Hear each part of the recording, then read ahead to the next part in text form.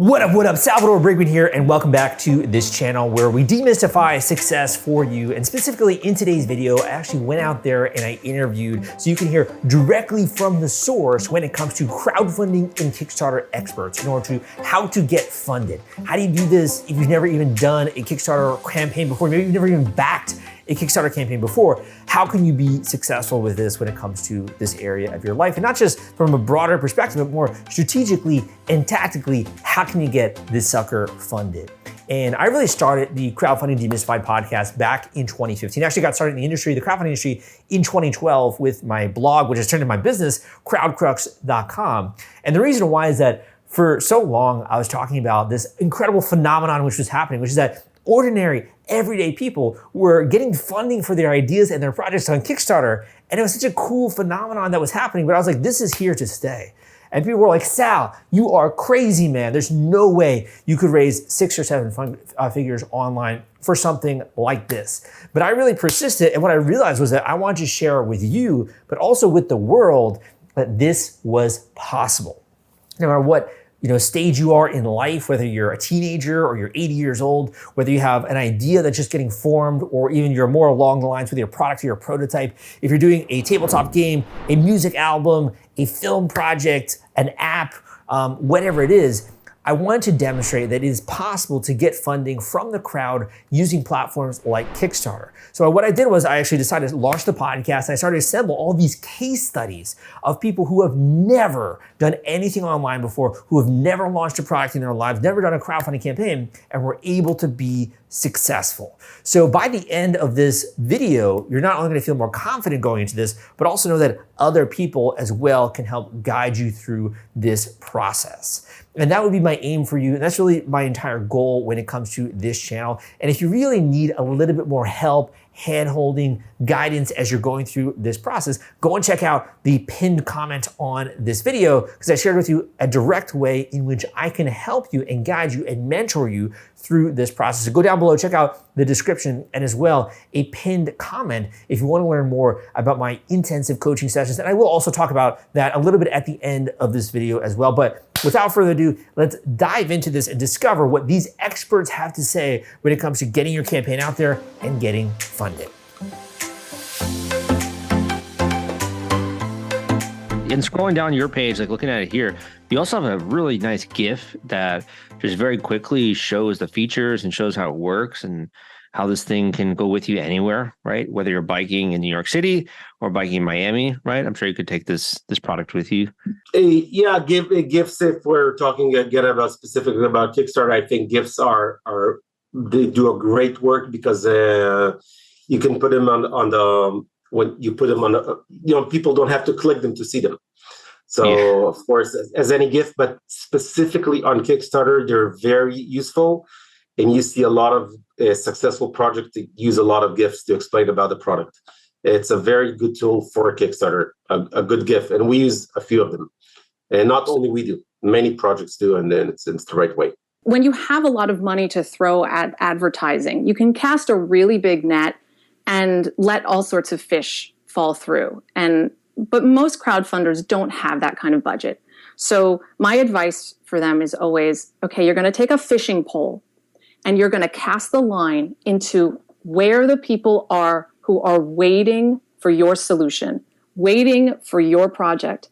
And then you have to put a really attractive, shiny lure, which is that clear call to action on the end of that line. And then give them time to connect with you, because that's the other piece. And I know you talk about this a lot.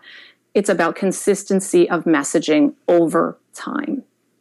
In general, it's what are people excited? How can you get people excited? What new idea? What new is it a new reward? Is it a new feature that you can add on? Is it just keeping up that creativity and energy throughout the campaign? This is marketing, right? This is what marketers do. They're like, okay, well, how can I put something out there to create a reaction? And we are all, whether you're consultants or you're running your own campaign, we all should make that a top responsibility to, what are these creative things that we can be doing throughout the 30 or 45 days of the campaign. One of the things I noticed, particularly about your current campaign, right, the MagSnap wallet and your previous ones, is that you have a really like minimalistic kind of design sense, right? Yeah. Is that just kind of natural to you, or why do you approach designing that way? No, that's a learned skill. It really is. I just started to notice once you design a few hundred products or whatever, you start to realize that there's sort of some natural synergy or balance in the universe that exists that I don't think we've quite figured out, but that usually the simpler solution is the better solution. And so I kind of, anytime I'm trying to design something mechanical or physical, you're trying to solve a given set of problems, or you kind of try to scope, the checkboxes or the features you're trying to add to the product to solve a particular set of problems. And that really, really helps to try and massively constrain yourself on a few different axes. And then, as you're going through it, you kind of every once in a while, and it's a cyclical thing. You kind of design, and then you zoom out and you look at it, try to put on some consumer goggles and go, does this thing look ridiculous? People are easily overwhelmed by, something looking too mechanical, looking too crazy. And so it's something I always aim for. And usually at some point, things just sort of click into place where all of a sudden, you're trying to solve a set of or a given set of problems. You design something that's just really complicated, but it does solve the problems. And you're like, this is just too complicated. And you try to simplify it. And at some point, it's sort of like you find this like magical moment where it all clicks together, where you, at the same time, you simplify the design, but you also even add another box of features or something like that, or vice versa. And it happens to me a lot. And so the trick is to never take the first thing. You're like, okay, I've solved it. This is done and ready to go. I guarantee you there's 50 other things that are way better that you just haven't found yet. Just keep trying to find it. And then, always have, PR. I think it's downplayed a lot with a lot of the other companies that are out there, but PR really can elevate campaigns to new success. We're able to, just a Today Show appearance alone raises multiple six figures for a project on that day. And, we've been on the home pages of Huffington Post that bring in six figures those days. So don't downplay PR. There's a large opportunity with PR that can be more cost effective than advertising sometimes. But when you combine those two elements, like we do for a lot of our clients, where we combine our PR efforts and journalist database and influencer database that's now over 300,000 folks, and you coin that, with a Facebook ad campaign, you can really elevate your campaign. Jamie, when you've actually been able to then get this product out there, get the board game out there to people, what is that like, getting the feedback on, the thing that you've made, and having people maybe write in or post on social media? What is that like? For me, it's a double-edged sword. Because on one side, it's flattering that people are actually playing a game that I designed or published, and that they're passionate about it enough to actually talk about it online. That to me is still an incredible thing. The other side of it, though, is these games. I'm very passionate about these games too, and they're very close to my heart, whether or not I designed them. And so it can be sometimes emotionally nerve-wracking to read what people think about them. As constructive as that may be, sometimes it's purely negative, sometimes it's more constructive. I think I've tried to evolve. I've done my best to evolve over the years in terms of what I read, and particularly what I choose to respond to. Want to take all the stress out of fulfilling your Kickstarter rewards? Fulfillrite is the turnkey solution that puts product delivery on autopilot. The Top Campaigns uses trusted high-tech provider to store, package, and ship their products. Focus on growing your business. Leave shipping to the experts. Don't wait. Get a custom quote from Fulfillrite today. Link in the description. Become an objections crusher, right? You need to understand that what you're asking people to do is actually kind of pretty crazy. You're asking people to give you their hard-earned money for a product that probably doesn't exist yet, and to trust you that you're going to deliver it to them, close to when you say you're going to do it. And yet that works time and time again if you can build enough trust in it. But you got to understand that besides like people that are your diehard fans, your super fans, your past customers, and your parents and family, most people are going to hit your campaign and they're going to have some of those objections.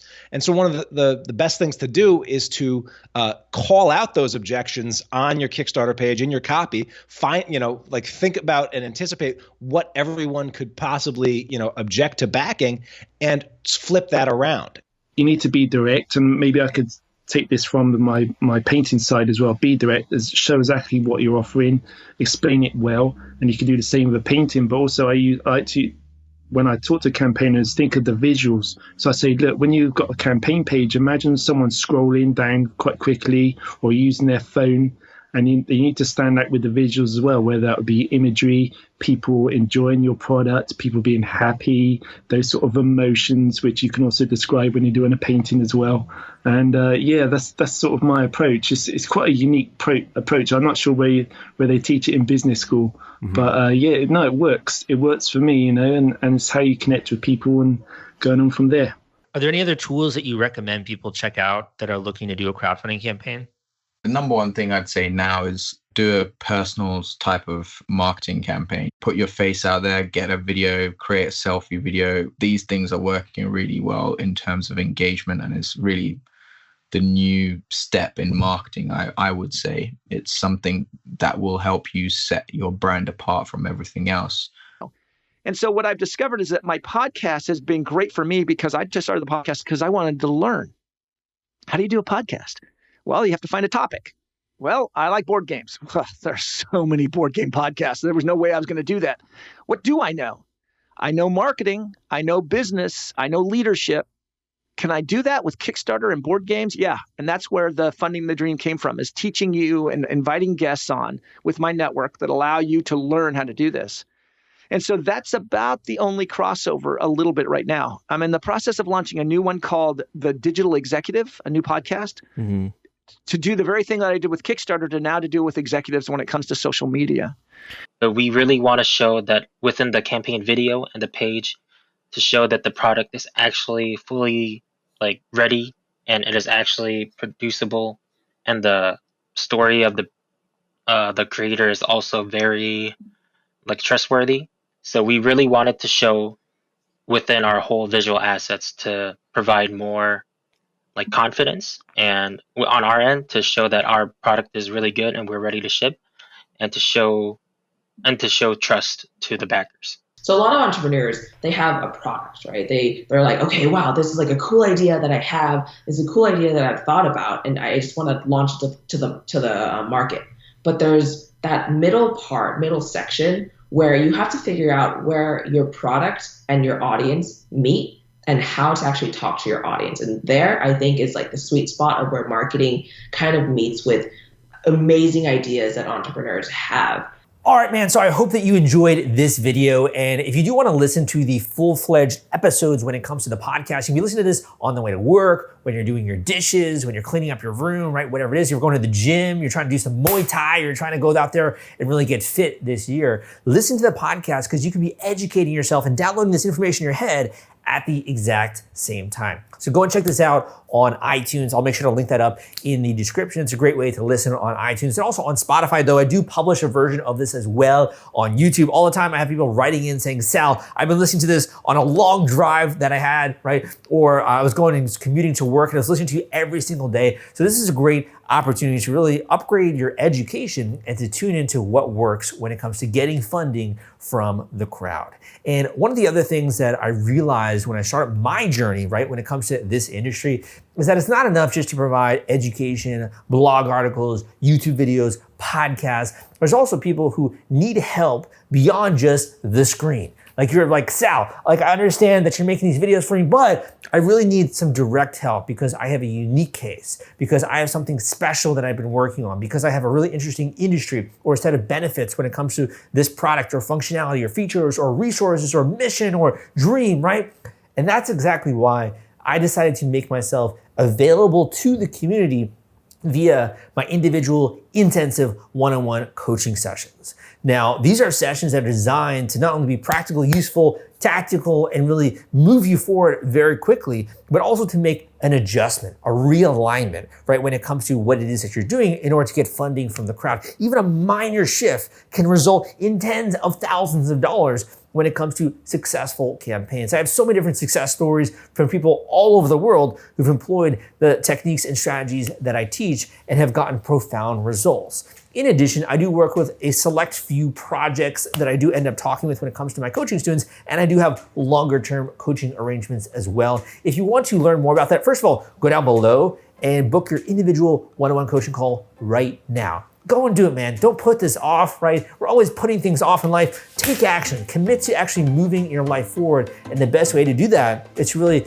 get in contact with someone who can help you along the path. If you're trying to learn how to play tennis, right? You're gonna hire a tennis instructor. If you wanna figure out something from the legal sphere, you're gonna hire a lawyer. If you wanna learn how to play golf better, right? I actually moved to Miami, Florida after I was living in New York City for about 6 years. I moved down to Miami, like everyone plays golf, right? So you wanna get good at golf, then you gotta hire a golf pro. Whatever it is in life, you gotta go to the source when it comes to that. So if that's something that you wanna explore, go down below to crowdcrux.com/coaching, fill out the form there. Tell me more about you, what you're passionate about, what you're going for. Tell me more about what you're working on, and we can get that call scheduled ASAP. But my name is Salvador Briggman. Hope you enjoyed this video. I'm traveling right now. It'd be great if you give me a thumbs up. Come subscribe to this video. I'm gonna be doing more videos as well in Miami when I get back to it. But thank you so much for listening, and I will see you next time.